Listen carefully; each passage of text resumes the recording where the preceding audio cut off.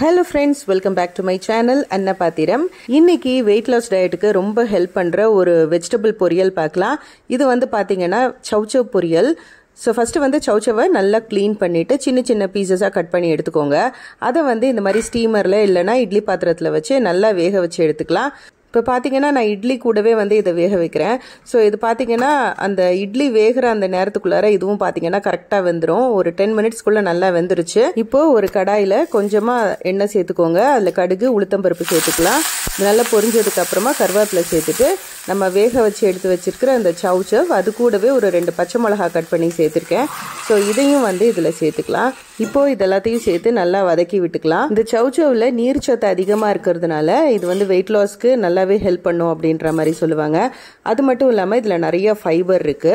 இப்போ இதில் தேவையான அளவுக்கு கொஞ்சமாக உப்பு சேர்த்துக்கோங்க. கூடவே கொஞ்சமாக துருவி வச்சிருக்கிற தேங்காய் சேர்த்துக்கலாம். தேங்காய் வேண்டாம் அப்படின்னு நினச்சிங்கன்னா அதை ஸ்கிப் பண்ணிக்கலாம். இது அப்படியே சாப்பிட்றதுக்கு நல்லா தான் இருக்கும். இந்த பொரியல் வந்து சும்மாவே சாப்பிட்றதுக்கு ரொம்ப நல்லா இருக்கும். இல்லை அப்படின்னா ஒரு சப்பாத்தி இல்லைனா ஒரு தோசை கூட சாப்பிட்றதுக்கும் நல்லா இருக்கும். ட்ரை பண்ணி பாருங்க. வீடியோ பிடிச்சா லைக் பண்ணி சப்ஸ்கிரைப் பண்ணுங்க. இன்னொரு வீடியோல பார்க்கலாம். பை.